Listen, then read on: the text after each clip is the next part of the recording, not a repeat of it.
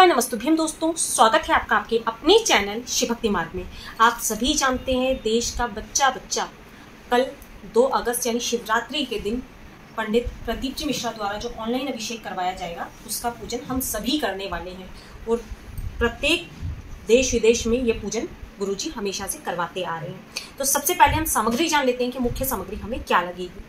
सर्वप्रथम पूजन के लिए चाहिए जो हमें पार्थिव शिवलिंग चाहिए। इसमें मैं कुछ आपके क्वेश्चन के आंसर भी दे दूंगी इस वीडियो में, ताकि आपको सारे डाउट्स क्लियर हो जाए। तो वीडियो को प्लीज ध्यान से सुनिएगा और स्किप बिल्कुल भी मत करिएगा, क्योंकि जानकारी आपसे स्किप करने पर मिस हो जाती है। सर्वप्रथम हमें मिट्टी के एक शिवलिंग तैयार कर लेना है। ठीक है, शिवलिंग ये जो मैंने मिट्टी के तैयार करे हैं, मैंने काली मिट्टी के तैयार करे हैं। आप अपने वर्ण अनुसार, जैसे यदि आप ब्राह्मण वर्ण में आते हैं तो आप सफेद मिट्टी के शिवलिंग तैयार करेंगे। आप क्षत्रिय वर्ण में आते हैं तो लाल मिट्टी, वैश्य में आते हैं तो पीली मिट्टी, शूद्र में आते हैं तो काली मिट्टी। मिट्टी किस प्रकार तैयार करना है ऑलरेडी वीडियो में डाल चुकी हूँ। एक शिवलिंग आपको मिट्टी का बना लेना है। अब कुछ कमेंट्स ये आ रहे थे, दीदी यदि हम 2 जोड़े हैं तो 2 शिवलिंग बनाए। यदि आपका किचन एक ही है, एक ही घर में खाना खाते हैं आप, तो एक ही शिवलिंग बनाइएगा। पूजन सामग्री क्या 2 थाली लगानी है तो वो मैं आपको आगे बता दूंगी। शिवलिंग एक घर में रहते हैं तो आप एक ही बनेगा। बच्चे वगैरह पूजा कर रहे हैं तो एक ही शिवलिंग पे सब हाथ लगा के पूजन कर सकते हैं। ये तो हो गई शिवलिंग की बात।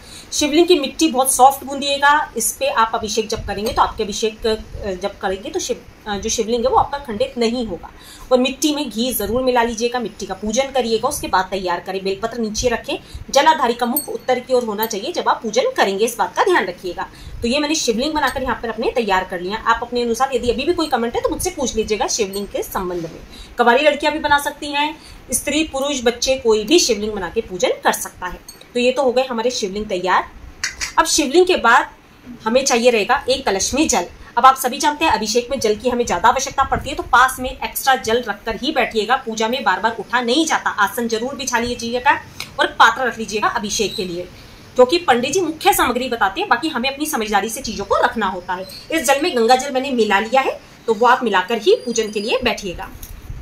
अब बारी आती है मुख्य पूजन सामग्री की। ठीक है, सर्वप्रथम हमें 2 दीपक चाहिए होंगे। एक ये जो अखंड दीप हम जलाएंगे, और अखंड दीपक का एक उपाय भी है लक्ष्मी प्राप्ति के लिए, जो मैं आगे आप लोग के साथ में शेयर करूंगी। ये जब आप शाम को 7 बजे जलाएं तो सुबह के 5 बजे तक आपका ये अखंड दीप जलना चाहिए। इसमें घी डालते रहिएगा। 2 घी के दीपक तैयार कर लेने हैं। एक आरती के लिए रहेगा और एक अखंड दीप रहेगा हमारा। ठीक है, इसके पश्चात जो सबसे मुख्य सामग्री जो गुरुजी ने हमें बतलाई है, वो सबसे पहले आपको 21 दाने गेहूं के ले लेने हैं। पिछले साल सामग्री कुछ कम ज्यादा हुई थी।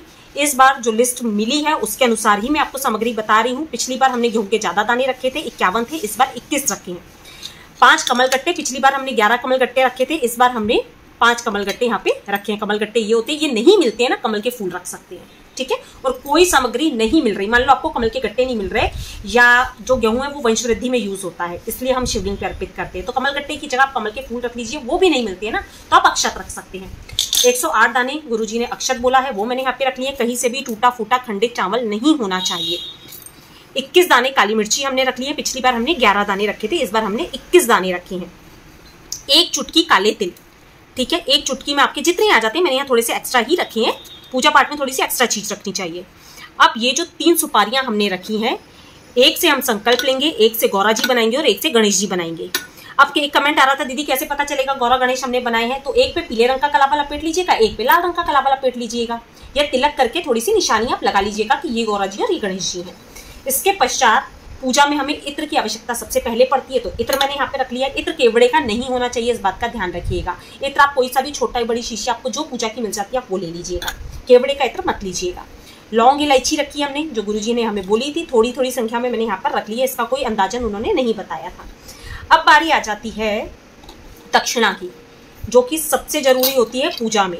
ठीक है, दक्षिणा इसलिए क्योंकि बीच बीच में जब हम संकल्प लेते हैं, पुष्प लेते हैं, सिक्का लेते हैं, हाथ में सुपारी लेते हैं, तो हमें दक्षिणा में कुछ खुले सिक्के रख लेने चाहिए। इसके पश्चात ये जो कलेवा, इसे हम कलावा भी बोलते हैं, कई जगह मौली बोलते हैं इसे, तो आप अपने अनुसार इसे वस्त्र स्वरूप हम अर्पित करते हैं, तो ये रख लीजिएगा। 2 जनेऊ हमने रख लेने हैं। ये जोड़े वाले जनेऊ आते हैं, पीले रंग के जनेऊ मत लीजिएगा, सफेद जनेऊ ही चढ़ाए जाते हैं जो शिव जी का पूजन होता है। यहाँ पर हमने धूप बत्ती रखी है। ये सब आरती की सामग्री है हमारी, धूप बत्ती, दीपक और कपूर। अब कुछ कमेंट्स ये आ रहे थे, दीदी अगर हमारे पास शुद्ध घी का नहीं उपलब्ध हो पाता है, शुद्ध घी नहीं मिल पाता है, तब हम क्या करें? वैसे तो पतंजलि से हम लोग भी घी लाते हैं, क्योंकि शुद्धता का प्रमाण तो आजकल कहीं पर भी नहीं है। आप तिल के तेल का भी प्रयोग कर सकते हो। ठीक है, तो ये मैंने आपको सारी सामग्री बता दी। अब जो पंडित जी ने और जो मुख्य सामग्री, इसके अलावा भी सामग्री लगती है, आप ये ध्यान रखकर चलिएगा, जो मैं आप लोगों के साथ में आगे शेयर करने वाली हूँ। सर्वप्रथम यहाँ पर हमें पंचामृत की आवश्यकता होगी, तो यहाँ पे दूध रखा है। दूध पैकेट का प्लीज मत लीजिएगा, गाय का मिल जाए तो वो ले लीजिएगा, देसी गाय का, नहीं तो आप भैंस का दूध भी ले सकते हो, कच्चा दूध आपने रख लेना है। दूध, दही, घी, शक्कर, शहद, ये 5 चीजें रखकर बैठिएगा। और साथ ही साथ एक कटोरी रखिएगा आप, जिसमें आपको पंचामृत तैयार करना रहेगा। तो आप पंचामृत बना के भी रख सकते हो, नहीं तो अलग अलग सामग्री से भी एक साथ आप बना सकते हो, परंतु 7 बजे से पहले सारी तैयारी कर लीजिएगा, प्लीज भागम भाग में मत रहिएगा। अब ये जो हमें रोली बोला गया था, ये रोली रख ली है मैंने। अक्षत एक्स्ट्रा मैंने यहाँ पर इसलिए रखे हैं, बीच बीच में पूजा पाठ में अक्षत की जरूरत पड़ती है हमें, और दीपक के नीचे भी अक्षत रखने होते हैं, तो अक्षत की कटोरी भरकर अलग से रख लीजिएगा। ये होता है अबीर, जो सफेद रंग का होता है ना, आप पूछ रहे थे, और मैंने आपको बताया भी था, यदि आपको सफेद शिवलिंग बनाने हैं तो मिट्टी में अबीर मिलाकर आप बना सकते हो, और जिन्हें लाल शिवलिंग बनाने हैं वो गुलाल मिलाकर बना सकते हैं। ये गुलाल है गुलाबी से रंग का, ठीक है, ध्यान रखिएगा, सिंदूर मत चढ़ा दीजिएगा। ये हमने माता गौरा के लिए हल्दी रखी है, और शिवरात्रि के दिन शिवलिंग पर भी अर्पित की जाती है हल्दी। ये है मेहंदी, जो आप मुझसे पूछ रहे थे दीदी मेहंदी का पैकेट रखें, क्या रखना है, तो कोण भी रख सकते हो, नहीं तो ये सूखी मेहंदी है जो हमें पैकेट में मिलती है, ये भी रख सकते हो। ये है पीले रंग का चंदन, आपको पीला, सफेद, जोन सा भी चंदन मिल जाता है, लकड़ी वाला चंदन मिल जाता है, तो आप वो भी रख सकते हो। यहाँ पर मेरे पास अष्टगंध चंदन है काशी का। आप मुझसे हमेशा पूछते हो दीदी ये कौन सा चंदन है, तो ये काशी का अष्टगंध चंदन आता है। मैं 1 किलो का डब्बा लाके अपने घर में रखती हूँ, इसी से पूजन करती हूँ, तो आपको ये मिल जाए तो आप ये ले लीजिएगा, नहीं तो पीला चंदन वगैरह जो आपको मिल जाए ना, आप वो रख लीजिएगा, ठीक है। यहाँ पर हमने अभिषेक के लिए गंगा जल भी रख लिया है। ये 5 चीजों की सामग्री की आवश्यकता हमें पड़ती है। अब एक मुख्य सामग्री जो हमेशा कमेंट आते हैं वो क्या है, स्क्रीन पे मैं हमेशा आपको बताती हूँ, ये होती है शिवलिंगी। श्रावण में शिव जी के पूजन में शिवलिंगी अवश्य रूप से चढ़ाई जाती है, और पुत्र प्राप्ति के लिए इसे हम चढ़ाते हैं, और संतान की दीर्घायु के लिए चढ़ाई जाती है। तो ये शिवलिंगी जरूर रखिएगा, आपको किसी भी पूजन की दुकान पे मिल जाती है। इसके पश्चात ये होता है नागकेशर। नागकेशर से धन वृद्धि होती है, तो आप ये भी पूजन में लाकर जरूर रखिएगा। ये पंडित जी ने नहीं बताया, मैं चढ़ाती हूँ इसलिए आप लोग के साथ में शेयर कर रही हूँ। इसके पश्चात सूखी हुई भांग, जो कि महादेव को सर्वाधिक प्रिय होती है, तो ये सूखी हुई भांग भी आपको पूजन सामग्री पे मिल जाती है। तो पूरे सावन में मैं हमेशा पूजन में ये तीनों चीजें अवश्य रूप से चढ़ाती हूँ। आप इसकी फोटो ले लीजिएगा, इन चीजों को लाके अपने घर में जरूर रखिएगा, ठीक है। ये हो गई हमारी पूजन की सामग्री। इसके पश्चात जो गुरुजी ने हमें बोला है, ये है शमी के पत्ते। अगर आपके पास इस प्रकार के शमी हो तो 7 शमी तोड़ लीजिएगा। इस प्रकार के 7 शमी होने चाहिए, क्योंकि शमी 2 तरह की आती है। एक मेरे पास ये वाली बेल वाली कांटे वाली है, तो इसे एक शमी बोला जाता है। इस प्रकार से आपको 7 शमी ले लेनी है, ये 7 शमी के पत्ते कहलाएंगे। और अगर आपके पास एक ही है तो एक एक पत्ता तोड़ के चढ़ा सकते हो, और शमी नहीं मिल रहा है तो आप इसकी जगह पे चावल के दाने भी चढ़ा सकते हो, कोई दिक्कत वाली बात नहीं है, ठीक है। एक धतूरा हमने यहाँ पे रख लेना है। पुष्प मैंने दिखाने के लिए आपको सारे ही पुष्प यहाँ पे रख लिए। जोन से भी ये 7 फूल आप ले सकते हो पीले वाले, नहीं तो गुलाब के 7 फूल ले सकते हो, क्योंकि कल आपको पता है फूल मिलते ही नहीं है, या एक फूल मिल जाता है ना तो 7 पंखुड़ी करके उसको भी चढ़ा सकते हो। नहीं तो आपको मेरे पास आज उपलब्ध नहीं हो पाए हैं सफेद रंग के जो अकाओ के फूल आते हैं, आप वो भी 7 फूल तोड़कर चढ़ा सकते हो। परंतु पूजन में बीच बीच में हमें फूलों की आवश्यकता पड़ती है, तो 7 फूल के अलावा आप एक्स्ट्रा फूल रख लीजिएगा।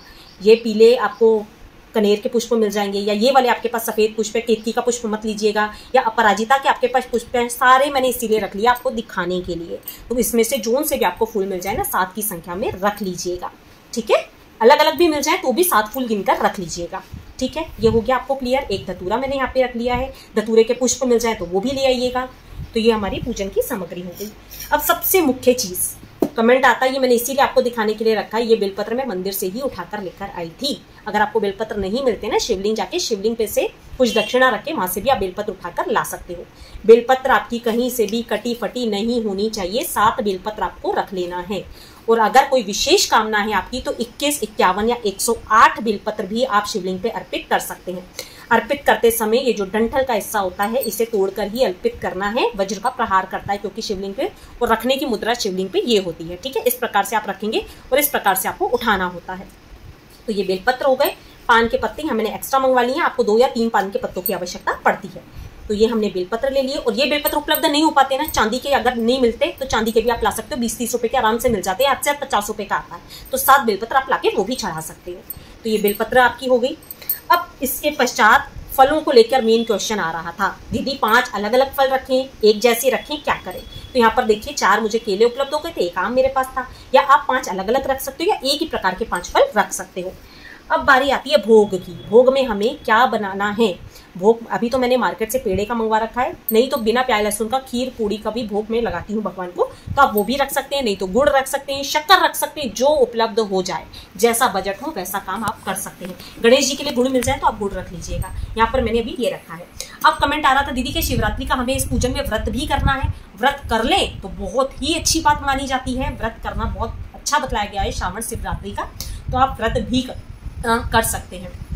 और जो लोग व्रत नहीं करने वाले हैं वो आज के दिन भोजन में सुबह शाम दोपहर में जब भी भोजन कर रहे हो प्याज लहसुन का प्रयोग आपको भूल से भी नहीं करना है। शुद्ध सात्विक भोजन करके शाम को स्नान करके 7 बजे से पहले सामग्री इकट्ठी करके शिवलिंग 6 बजे तक बना लीजिएगा। सुबह में भी बना के रख सकते हो, बस बनाने के बाद ना आपको अक्षत के दाने जरूर डाल देने हैं, चंदन लगा के रख देना, नहीं तो आपके पूजन का पूर्ण फल इंद्रदेव को चला जाएगा। तो ये सारी सामग्री आपकी हो गई। अब मेरे पास कमेंट आ रहे थे दीदी आप तो जबरदस्ती में बहुत ज्यादा सामग्री बताने लग जाते हो, तो ये आपकी इच्छा है, आपको जो चीज उपलब्ध हो जाए वो रख लीजिएगा।